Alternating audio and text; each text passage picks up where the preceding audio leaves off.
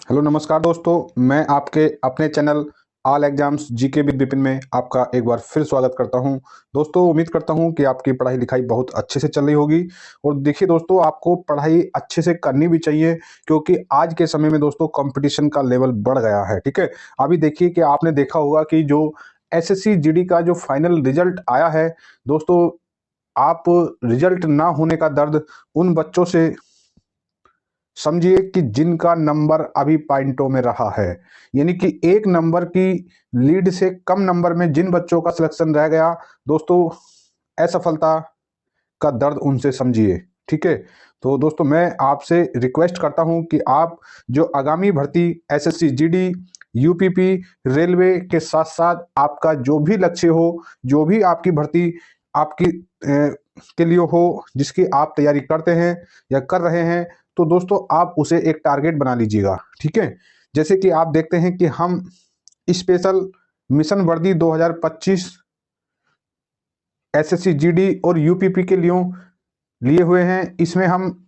जो अपनी श्रृंखला स्टैटिक जीके की चला रहे हैं, ये जो हमारी जो श्रृंखला है, जो सीरीज है, ये रेलवे की परीक्षाओं के लिए भी बहुत बहुत महत्वपूर्ण है। ठीक है, तो देखिए आज की जो हमारी क्लास है टॉपिक वाइज की, जो इतिहास की प्रमुख घटनाएं हैं दोस्तों, इसकी हमने एक क्लास आपको पहले दे दी है। ठीक है, और आज की क्लास के माध्यम से हम इतिहास की सभी घटनाओं को, सभी महत्वपूर्ण घटनाओं को कवर कर लेंगे। जैसे कि हमने शुरू में बताया था कि हम अपनी दो क्लास के माध्यम से 1500 ईसा पूर्व से लेकर कारगिल के युद्ध तक की सभी महत्वपूर्ण ऐतिहासिक घटनाओं को जानने वाले हैं। तो दोस्तों आज की जो घटना लगभग 18वीं सदी, यानी कि नहीं देखिए 1857 की क्रांति के आसपास से जितनी भी घटनाएं हुई हैं और 1999 के कारगिल के युद्ध तक, सभी घटनाओं को आज की क्लास के माध्यम से देखने वाले हैं। तो आज की क्लास में दोस्तों जितनी भी मॉडर्न हिस्ट्री की घटनाएं हैं, महत्वपूर्ण घटना सब आने वाली हैं। ठीक है, और सभी को हम अच्छे तरीके से पढ़ने वाले हैं। ठीक, तो देखिए दोस्तों, अगर आप एक बार फिर मैं आपसे ये रिक्वेस्ट करता हूँ, देखिए हर क्लास में रिक्वेस्ट करने का इसका कोई मतलब नहीं है। जब आपको कंटेंट अच्छा लगता है, क्लास आपके उपयोगिता के अनुरूप है, तो दोस्तों आपको अगर नए हैं तो कृपया मैं आपसे रिक्वेस्ट भी करता हूं और आपसे सलाह भी देता हूं कि आप इस चैनल को सब्सक्राइब कर लीजिएगा। ठीक है, अगर आपने सब्सक्राइब कर लिया तो दोस्तों आपसे मैं उम्मीद करता हूं कि आप इस क्लास को अच्छी लगे तो लाइक कर देना और एक प्यारा सा कमेंट करना, और इस क्लास को अपने ज़्यादा से ज़्यादा दोस्तों में शेयर करना है। ठीक है, ताकि वो भी इस प्लेटफॉर्म से जुड़ सके। ठीक है, तो चलिए दोस्तों अपनी क्लास स्टार्ट करते हैं।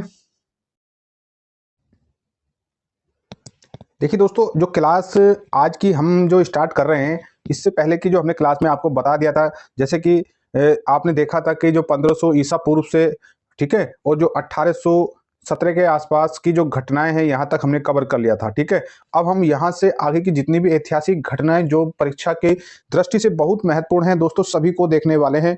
देखिए ये दो चार लगभग 10 जो महत्वपूर्ण ये घटनाएं हैं, थोड़ी सी आपको कम इंटरेस्टेड लगने वाली हैं, परंतु इससे आगे की जितनी भी महत्वपूर्ण घटनाएं वो आपकी परीक्षा के लिए 101%, 100% नहीं, 101% इंपोर्टेंट हैं। सभी घटनाएं 5 स्टार श्रेणी में रखने वाली हैं। ठीक है, ये थोड़ी सी 10-15 घटनाएं आपको अजीब लगेंगी, पर जब आप 1 से 2 बार रिवीजन करेंगे, बार बार रिवाइज करेंगे, तो ये भी आपके कंठस्थ हो जाएंगी। तो चलिए अपनी क्लास एक अच्छे तरीके से दोस्तों शुरू करते हैं।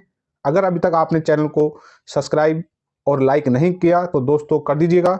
ठीक है, चलिए देखिए पहली जो घटना है, ऐतिहासिक घटना आज की क्लास की, वो है कि पाइका विद्रोह कब हुआ। ठीक है, देखिए पाइका विद्रोह दोस्तों ये 1817 से 1825 तक चला। ठीक, चलिए देखिए जो ज्यादा इंपॉर्टेंट है उसे हम 1 से 2 बार रिवाइज करेंगे, रिपीट करेंगे बार बार, परंतु जो इंपॉर्टेंट ज्यादा नहीं है उसे 1-2 बार में आपको समझा के आगे बढ़ जाएंगे। ठीक है, चलिए देखिए जो भील विद्रोह कब हुआ, तो ये भील विद्रोह जो है 1800, ठीक है 1800, देखिए 1818 से शुरू हुआ और ये 1821 तक चला। ठीक, चलिए आगे देखिए, आगे क्या है कि हो विद्रोह कब हुआ, तो हो विद्रोह जो है 1820 और 21 में हुआ था। ठीक है, 20 और 21 में हुआ था। ठीक है, ऐसे ही आगे देखना है कि जो कोल आंदोलन कब हुआ।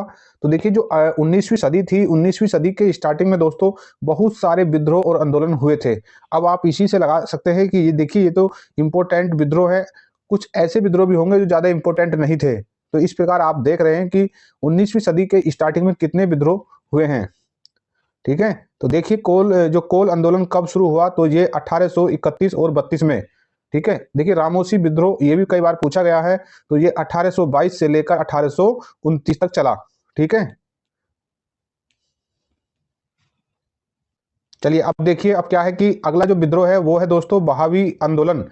बहावी आंदोलन का जो टाइम पीरियड रहा ये 1826 से लेकर 1871 तक चला।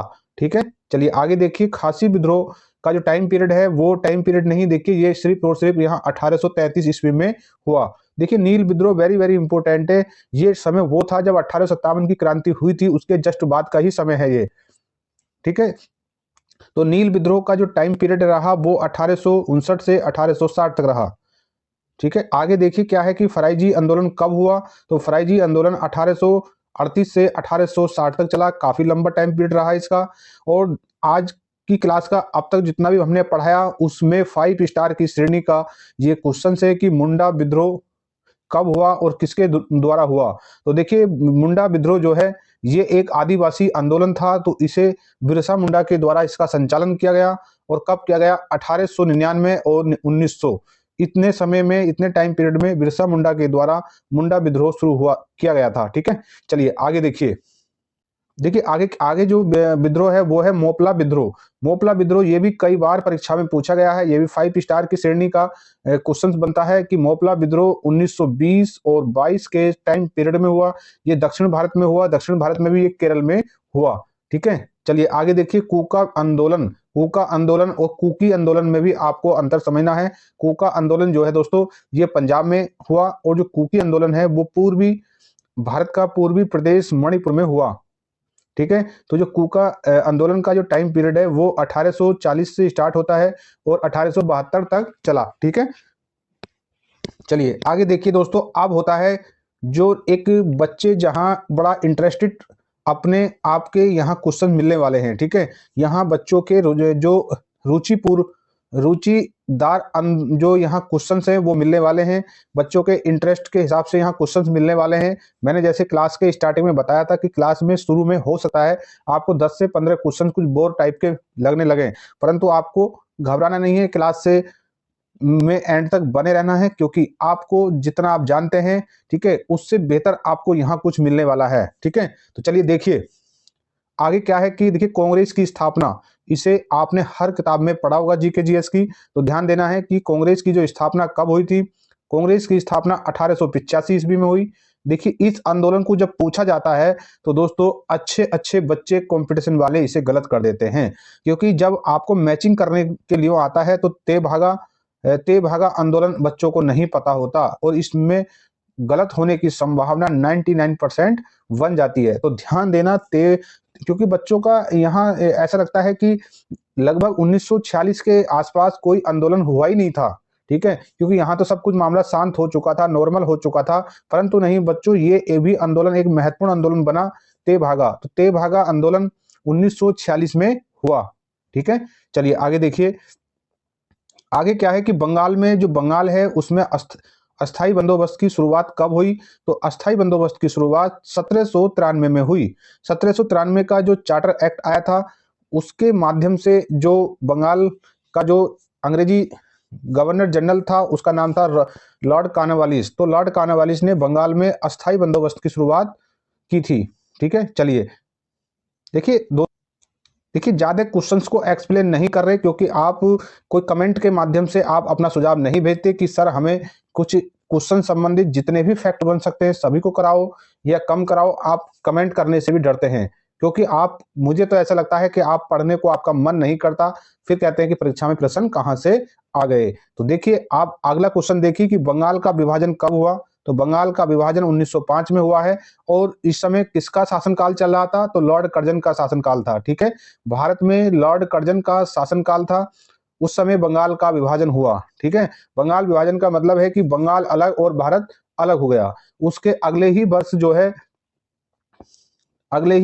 है मुस्लिम लीग की स्थापना हो जाती है। ठीक है, अगले ही वर्ष जो है बंगाल में मुस्लिम लीग की स्थापना 1906 में हो जाती है। ठीक है, ढाका में। और इसके किसके द्वारा हुई, तो अली बंधुओं के द्वारा इसकी स्थापना होती है। किसकी? मुस्लिम लीग की। ठीक है, चलिए, मुस्लिम लीग 1906 में इसका गठन होता है और अंग्रेज अभी भी बाज नहीं आए, हमारे देश को बांटने का काम बराबर करते रहे।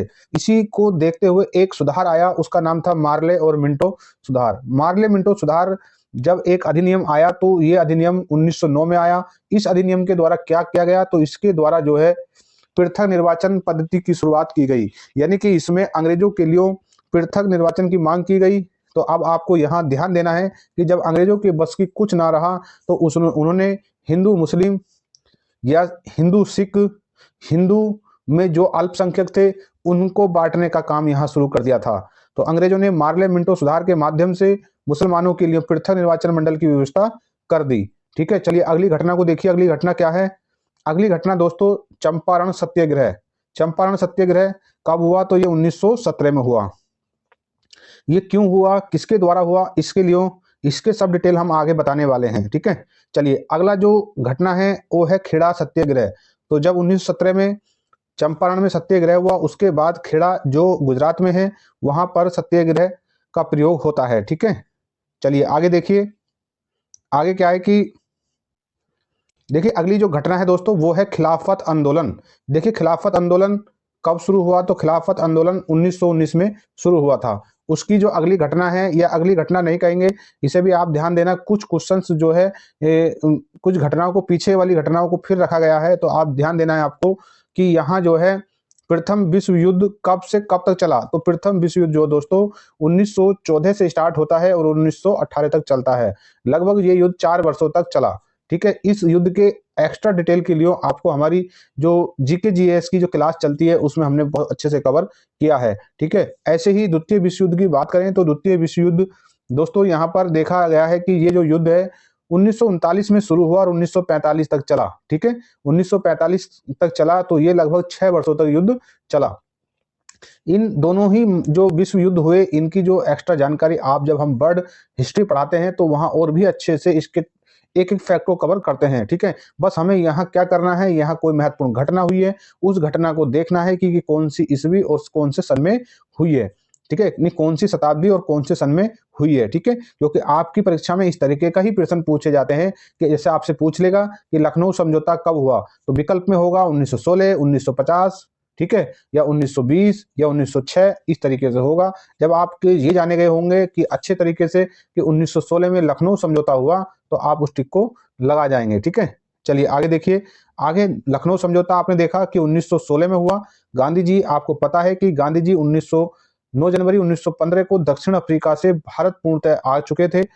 इसी दिन 9 जनवरी से ही भारत को प्रवासी दिवस के रूप में मनाया जाता है, 9 जनवरी को। और आपने देखा कि गांधी जी जब पहले आए तो पहले उन्होंने जो है बनारस हिंदू विश्वविद्यालय के स्थापना समारोह में भाग लिया। अगले ही वर्ष यानी कि 1916 में ही गांधी जी लखनऊ जो एक समझौता हुआ था, क्योंकि यहाँ कांग्रेस के गर्म दल और नरम दल मिले और यहाँ पर ही जो है कांग्रेस और मुस्लिम लीग का एक जगह फिर समझौता हुआ है। यहाँ पर गांधी जी आए हुए थे और यहाँ पर ही गांधी जी की मुलाकात बिहार के किसान नेता राजकुमार शुक्ल से होती है। और ये राजकुमार शुक्ल ने जब अपनी समस्या गांधी जी को बताई कि गांधी जी, हमारे यहाँ के किसान नील की खेती से बहुत ज्यादा परेशान हैं। नील की खेती वो खेती थी जो अंग्रेजों के द्वारा किसानों पर थोपी गई थी, यानी कि 3/20 यानी 3/20 गट्ठा खेती पर नील की खेती करना अनिवार्य था।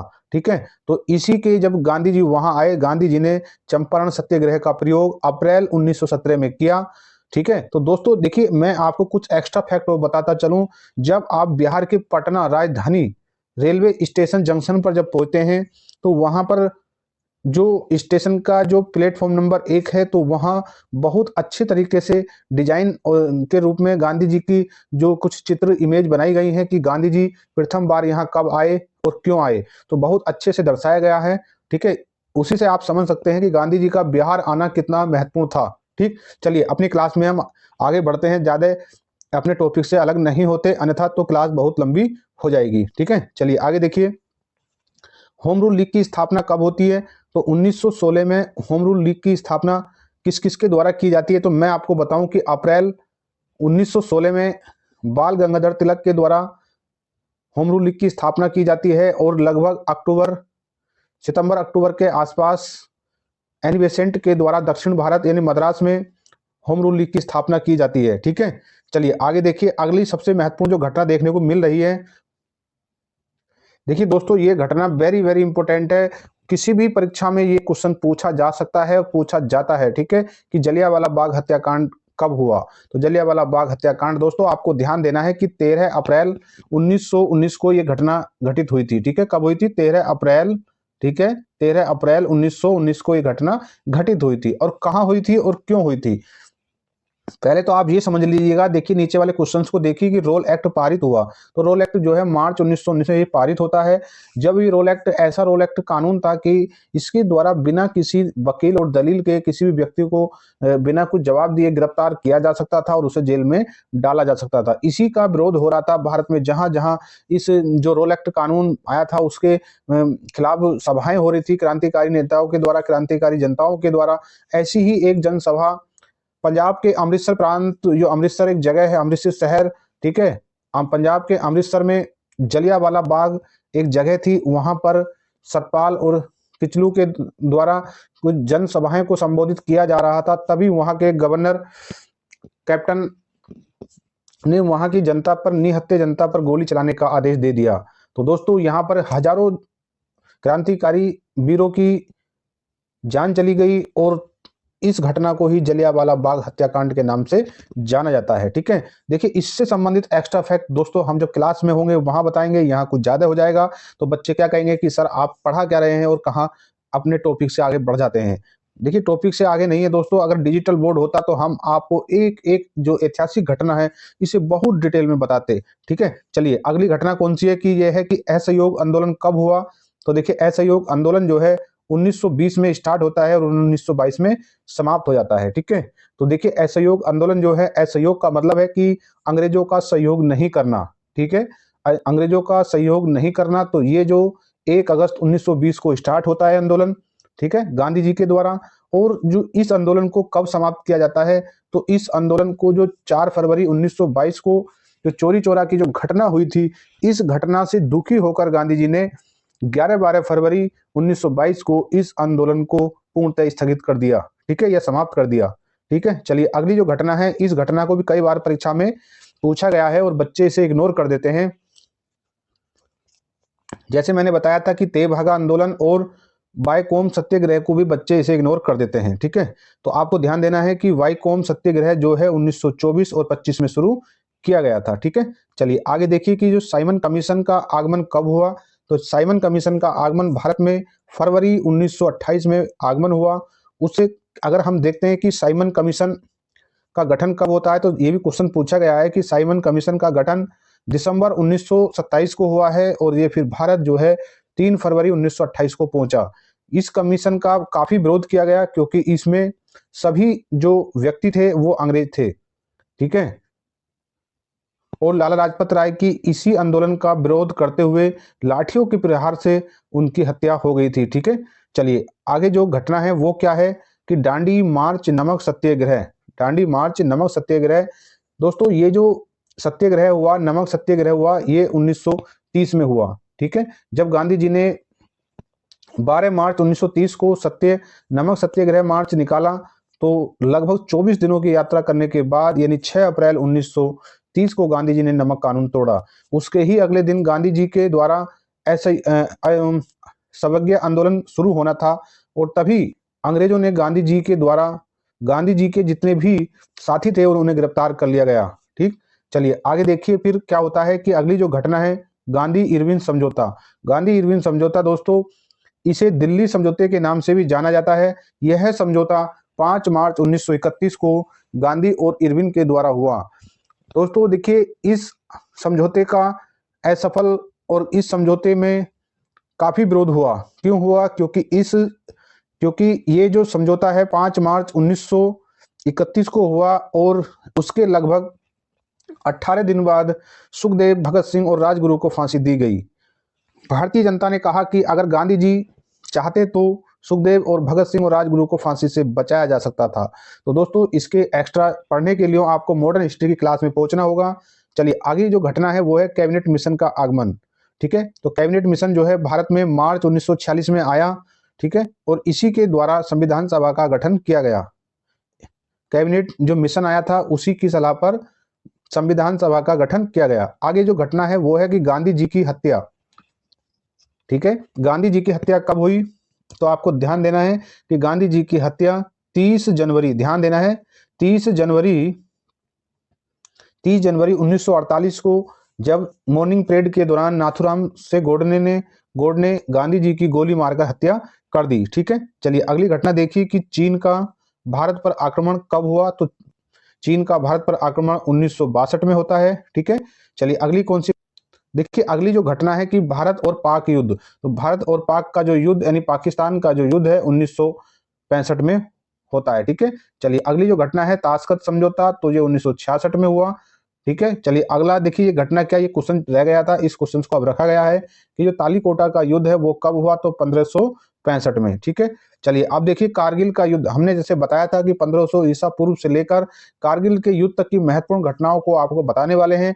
तो दोस्तों अब क्लास का एंड होने वाला है, तो आप देखिए कारगिल का युद्ध जो है 26 जुलाई 1999 को हुआ, ऐसे तो नहीं परंतु 26 जुलाई को विजय प्राप्त हुई, इसीलिए 26 जुलाई का नाम आता है, जबकि ये युद्ध जो है 1999 में हुआ। ठीक है, चलिए आगे कुछ और प्रश्न रखे गए हैं कि प्रथम गोलमेज सम्मेलन कब हुआ, तो देखिए प्रथम गोलमेज सम्मेलन 1930 में हुआ।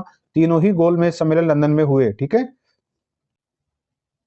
देखिए अब जो हम द्वितीय गोलमेज सम्मेलन की बात करते हैं तो दोस्तों ये 1931 में, और जो तृतीय गोलमेज सम्मेलन है ये 1932 में। आपको ध्यान देना 1930 में प्रथम, 1931 में द्वितीय और 1932 में तृतीय। आपको ध्यान देना है पहला, इसमें एक क्वेश्चन यहाँ से ये बन जाता है कि बताइए ऐसे कौन व्यक्ति था जो तीनों गोलमेज सम्मेलनों में भाग लिया। तो दोस्तों वो नाम है डॉक्टर भीमराव अंबेडकर जी का। ठीक है, डॉक्टर भीमराव अंबेडकर जी ऐसे व्यक्ति थे जिन्होंने तीनों गोलमेज सम्मेलन में भाग लिया। अच्छा, कांग्रेस ने कौन से गोलमेज सम्मेलन में भाग लिया, तो ध्यान रखना है कांग्रेस की तरफ से गांधी जी के कुछ सहयोगी साथी, जैसे कि गांधी जी और उनके सहयोगी जैसे सरोजिनी नायडू और पंडित मदन मोहन मालवीय के साथ साथ अन्य कुछ और व्यक्ति भी थे जो गांधी जी के साथ द्वितीय गोलमेज सम्मेलन में भाग लेने के लिए लंदन गए हुए थे। इससे अन्य संबंधित फैक्ट जानने के लिए आपको हमारी मॉडर्न हिस्ट्री क्लास देखनी होगी। ठीक है, चलिए देखिए जो सवर्ण आंदोलन था जो 6 अप्रैल 1930 को नमक कानून तोड़ने के बाद शुरू हुआ, तो आपको ध्यान देना है कि सवर्ण आंदोलन, सविनय अवज्ञा आंदोलन की शुरुआत जो है अप्रैल 1930 में हुई थी। ठीक है, चलिए आगे देखिए क्रिप्स मिशन का आगमन 1942 में हुआ। आजाद हिंद फौज का गठन 1942 में रास बिहारी बोस के द्वारा किया गया। ठीक है, चलिए आगे देखिए दोस्तों अगला जो क्वेश्चन है वो हमारा क्या है कि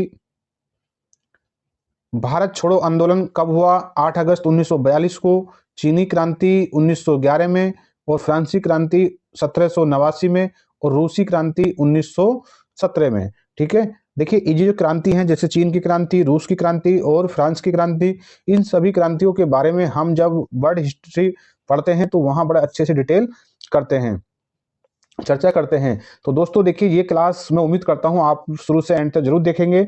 अगर क्लास आपको थोड़ा सा भी आपके काम की है, आपको अच्छी लगती है, तो बस ज़्यादा आपका प्यार हमें ज़्यादा से ज़्यादा मिलना चाहिए। आपके प्यार और सपोर्ट की वजह से ही दोस्तों हमें एक ऐसी ऊर्जा मिलती है कि हम आपको बेहतर से बेहतर कंटेंट प्रोवाइड कराने का काम करते हैं। तो देखिए अगर आपको क्लास अच्छी लगती है तो कृपया क्लास को लाइक कर दें, अपने दोस्तों में शेयर कर दें। तो चलिए दोस्तों मिलते हैं आपसे अपनी अगली क्लास में, तब तक जय हिंद जय भारत।